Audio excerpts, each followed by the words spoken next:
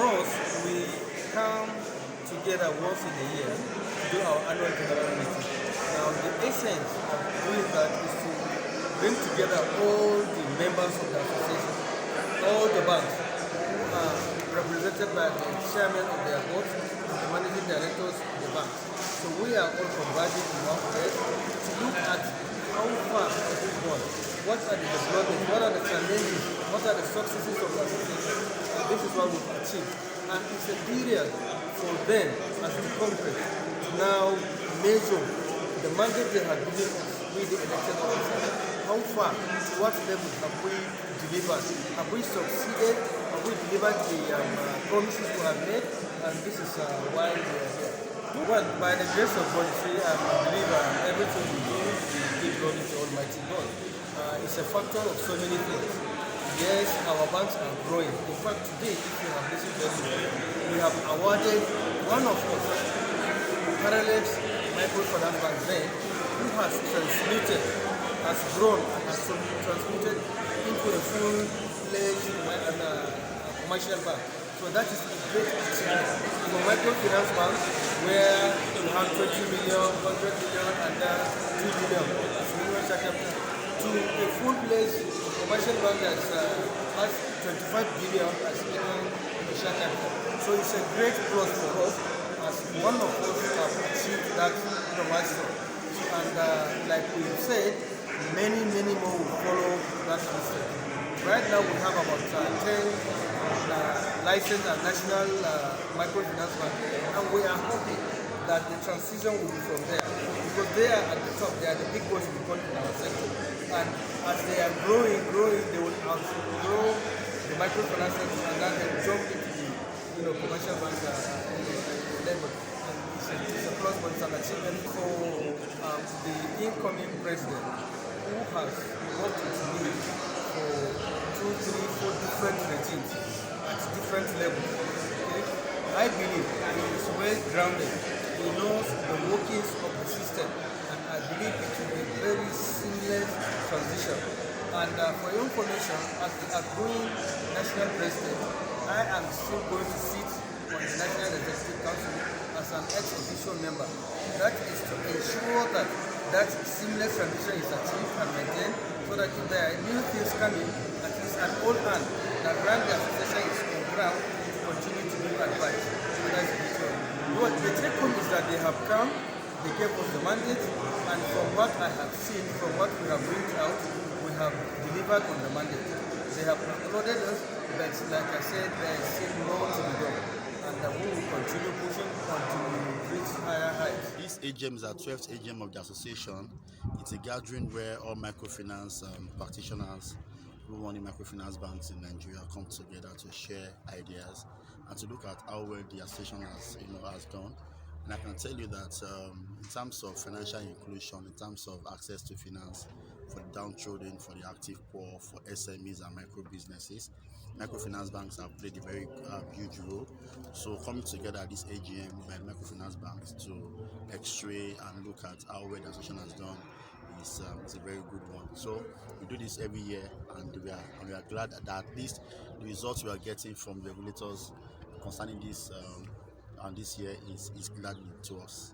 Okay, thank you. Yes, the current president, Madam Yusuf Yalesule's administration has always engaged CBN with respect to the capitalization of about 1,000%.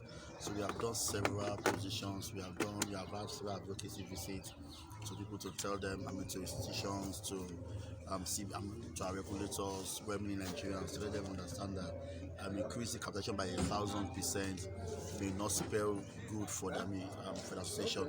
So we are looking at, we are still pleading, and we are still trying to engage them to see how this capitalization can be done. They want to extend the deadline to 2025, and to bring down the increment by at least about 50%. So going forward, we will not reinvent the wheel. We just build on what the current administration, which I'm part of, has done with respect to advocacy, with respect to engagement, continue the conversations with our regulators and women Nigerians on that. And I believe that our regulators, there are people that also want the sector to thrive, so they'll look at our positions and look at its merits, and I'm sure we'll get to a middle ground that we feel able to work.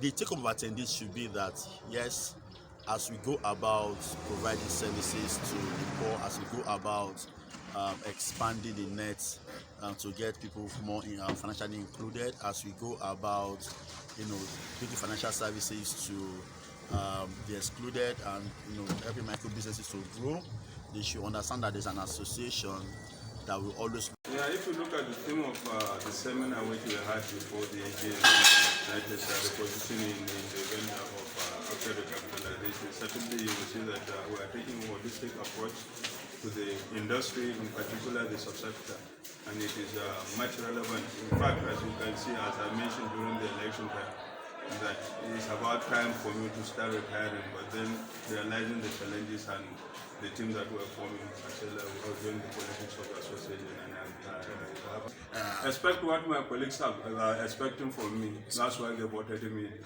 Confidence, capacity, and outreach will do that.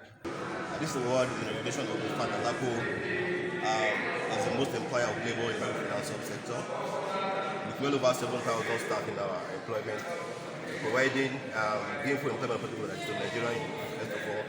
And because again, there's a gap, in the human resource in this nation. We believe strongly that to bridge that social gap, we need to provide employment for a lot of Nigerian youth.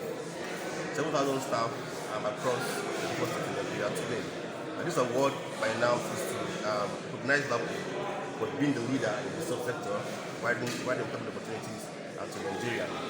This is also for us a social impact initiative where we ensure that we provide opportunity to a lot of Nigerians, both at and we also don't discriminate.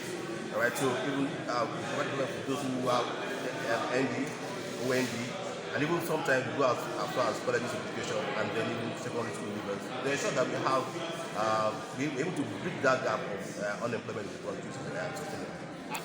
Okay, well, LAPO standard is quite huge, and it's quite, I haven't been here for about 30 years today.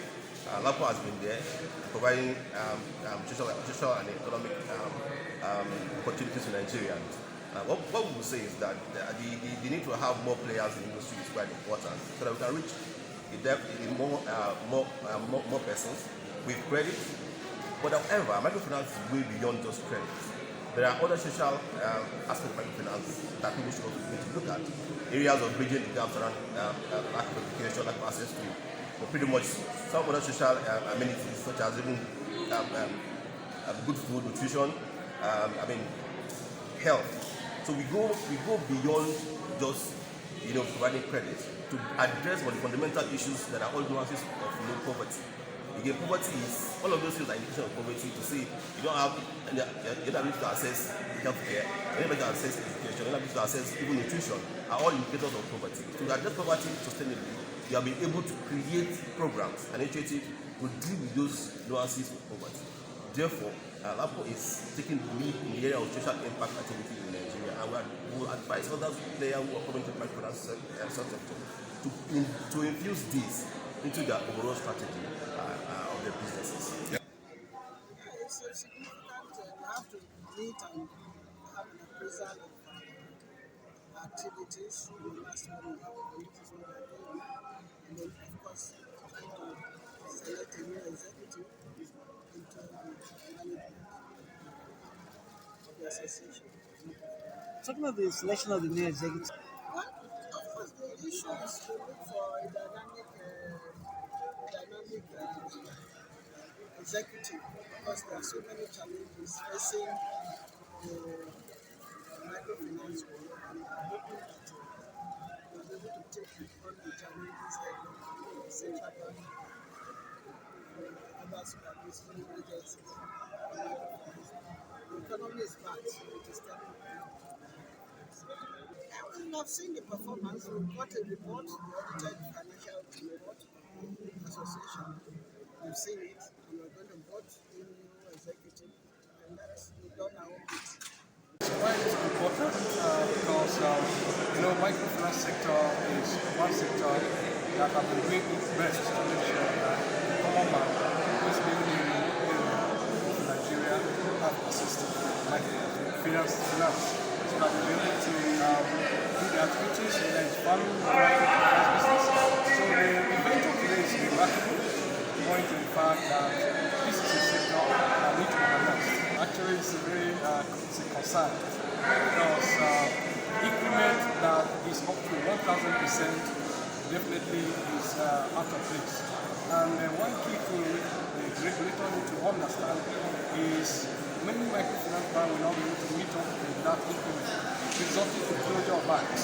And if microfinance banks are closed, maybe 300, 400 of them, that will lead to unemployment, that will lead to building of the already shaking economy of the country, that will reduce the financial access to the rural areas, and therefore the plan of central bank of making sure that they reduce financial institution will rather increase. So I think it's something that the regulator need to revisit and to bring down the percentage to something that's achievable. You say that the current fiscal they have done a great job. In fact, you can see the figures they have been able to move the industry from the low state to the high state by more than 50% in all the parameters. So my advice to the incoming leadership, they should build on the existing platform that the current leadership have built and to ensure that they protect the interests of microfinance banks. Thank you for watching BMC TV. Please watch, like, and subscribe to our YouTube channel.